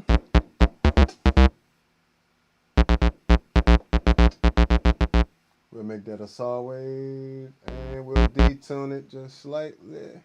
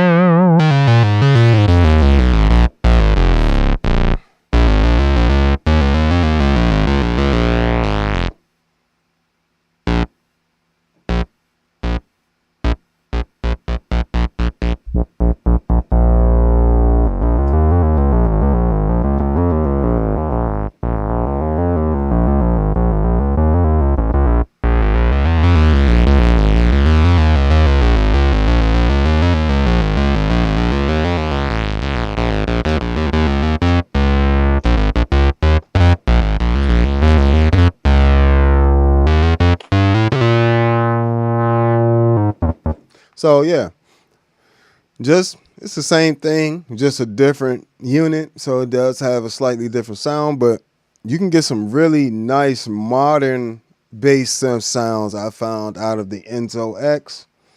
And you can get very similar sounds out of each unit, but they both have their own, like, they're their own things. They don't sound exactly alike, and I wouldn't expect them to. So with the Future Impact, it's definitely going to give you way more of the vintage bass sounds that you want. Like all the sounds from the records. If you want to get the sounds from the records and all that other stuff, you're going to need to get a Future Impact. Okay, so if you want to chart your own path Also have some polyphony in there. You know, I love the pads and stuff on the Enzo X as well. You know, you got some fantastic pads.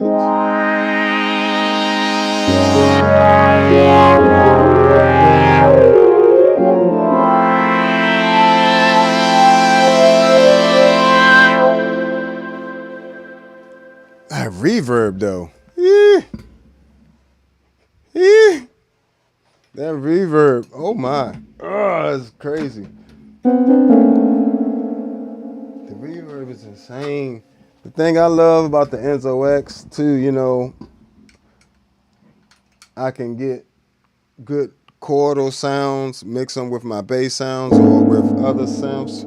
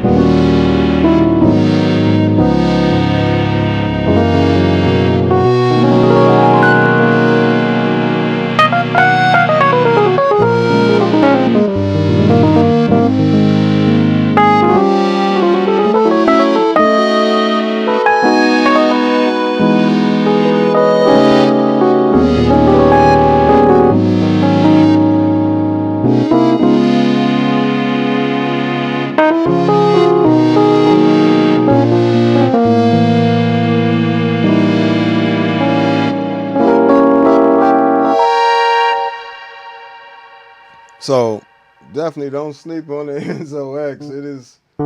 It can do things that none of the other pedals can do.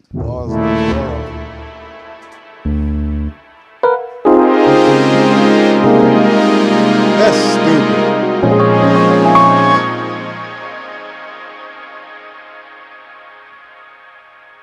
I just want to admire the reverb.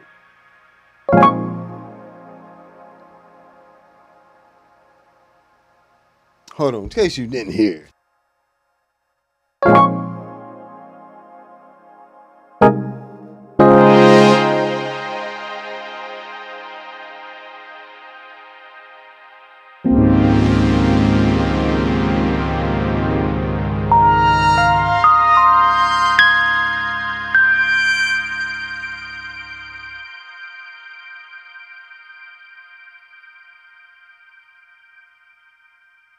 That is such a beautiful reverb. That's the large prism on there.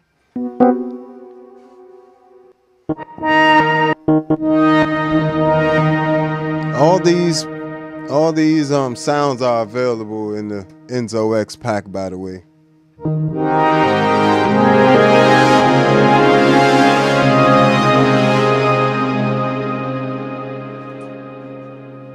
Enzo X by itself.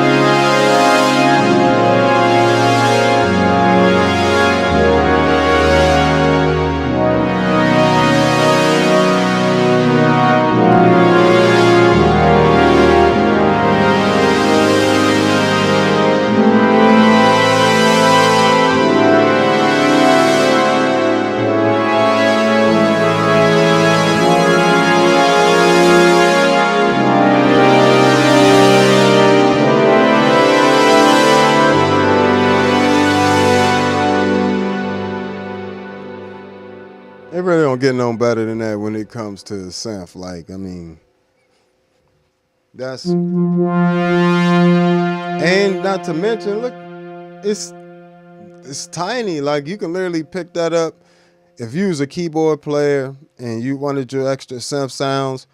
It is not an extra hassle to bring an Enzo X versus if you got a motif or something, even if it's one of the newer ones that are lighter than this one. It's still more of a hassle than just taking the Enzo X and using, if they have a motif there, they typically have different sounds, or a Nord or whatever keyboard they have there that sounds, decent EP, decent piano. Throw that Enzo X on top. You always have your extra seasoning. That's something you can't do with the other pedals. So. And not every bassist or guitarist actually needs that effect. I don't actually, when I'm using these units, I'm not using the keyboard on most gigs. I've been doing it the last few weeks because of my injury, but I typically will play all these sounds with my bass, in different ways. Let me see what I got on the old looper for y'all.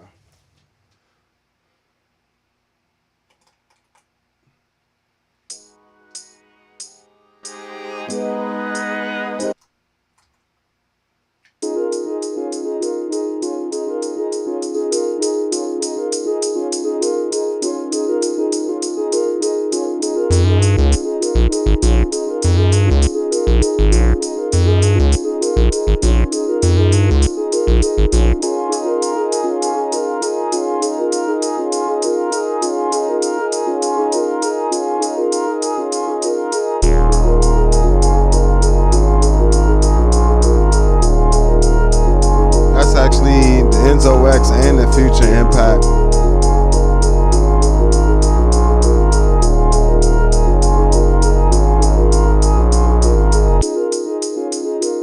Enzo X.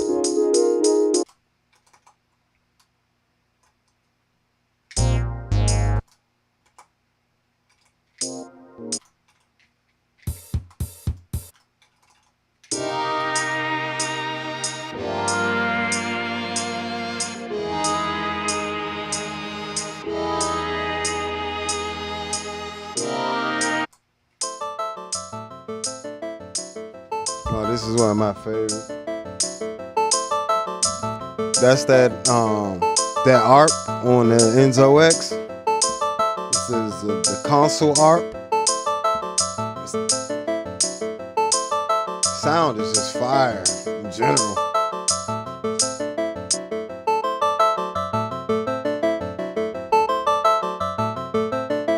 As I said, don't sleep on the Enzo X now.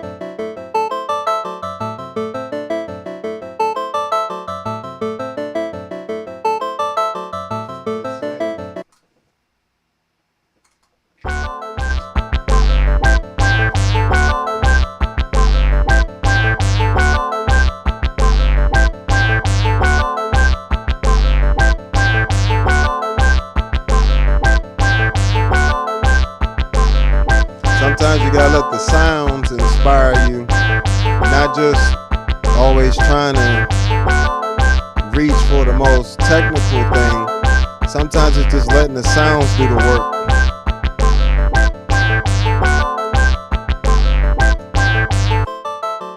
This sound by itself is a vibe.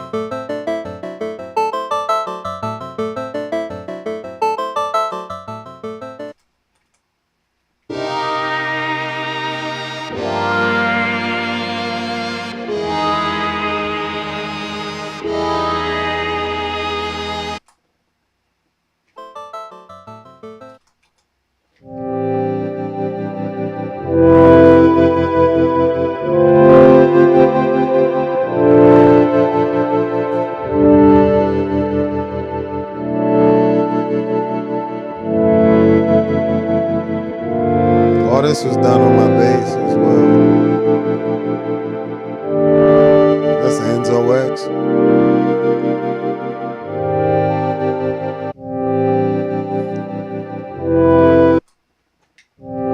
If you don't have a looper, make sure you get one, because they are...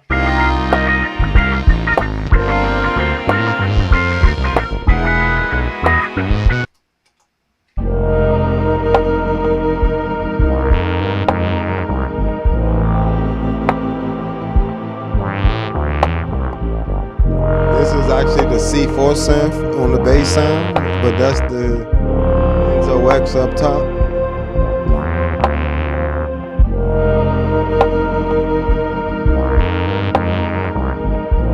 That's what I said, I'm not throwing my C4 synth away. It's just I have access to more presets on here. It's a little cleaner with the tracking, with the future impact, and nothing that I can do on the C4 synth I can't do on the future impact. So. But yeah, so like all these little things, you know, you just keep in mind when you're creating, you know, sounds or bass synths. You know, sometimes it's okay to just stop right there and just vibe out with a sound. This is why it's nice to have a looper on your pedal board at the end of your chain, so you can easily record ideas. You're not just losing ideas, you know, because you played it once and then you're not going to remember. I'm telling you now, you know, you're throwing your $1 million ideas away by not having something that can immediately record what you're doing. So, you know, a looper is the best way I found as a musician, because I could literally lock it in and just let it play over and over again and create variations of different parts, or you know, see what I want to do with the next section. You know, sometimes I'm even writing songs separately. You know, I might have wrote one part of the song this day and another part another day. And then I was like, oh, okay, I'm going to put those two sections together. That's one song. Bam. You know what I'm saying? So don't stress yourself out to be creative. That's one of the biggest things I could give you as well. Do not stress yourself out trying to be creative. Just be creative. There's some things that you are, and there's some things that you aren't. So just be what you are. And if you're creative, you're creative. It's not a struggle to create. Now, if you start looking at what everybody else is doing and how they are creating in their process and not figuring out your own process, you'll never get to being the level of creator that you really want to be, whether it be sounds, compositions, as a musician, whatever, you know, because it takes a lot of creativity for techniques, you know, coming up with new techniques, you know, or you have a problem. I want to be able to do this on bass. That's how I came up, you know, with the stride stuff. I was watching Stanley Jordan play, and I seen somebody do something similar, but it didn't feel like stride piano to me, like, you know, ragtime type stuff. So that's something that I studied in college. You know, one of the things that got me into college was doing Scott Joplin tunes on piano. Like I literally auditioned on piano and saxophone and got a full ride for piano and trombone. I know. It happens. They needed trombone players, and I happen to play. So, but, you know, transferring that creative energy into out of your brain into the real world comes in many forms. It might be the sound that triggers it. It might be a line or groove that you play. It might be a drum beat. It could be somebody whistling. You just have to be open to interpretation. Open into interpreting the sounds and the things around you. Like everything on the Enzo X like sounds outer space to me, which I love. Like this is one of my absolute favorite pedals, Enzo X, Future Impact, So, I think I'm good right there, guys. I'm going to leave it right there. I appreciate it if all you can hit that like button on your way out. I definitely appreciate all you stopping by on all the different platforms. Thank you so much. If you want to support me, you can do that through the Patreon. If you want any of my packs for the Future Impact, the Enzo X, the Zoom MS-70 CDR Plus, Zoom MS-60B Plus, or the Zoom B6 as well. And we got 11 different preamp packs available for the ToneX One. We got the Aguilar AG preamp. We got the Ampeg SGT DI on there. We got the Gensler Magellan, the Aiden WT DI, the beautiful color box. We got all that stuff on there. Available for the ToneX series, pedals and software. Available on Patreon. Patreon.com/all-bass-creations. You want to send a tip, you can do that through Cash App. I greatly appreciate it. And if you want to check out some of my actual music where I've created an entire album using just my bass and effects, no MIDI at all, no tracking, just bass and effects. You can check that out on the allbasscreations.bandcamp.com. So with that, this has been another episode of All Bass Creations. I definitely appreciate you hanging out with me. Share it with a friend.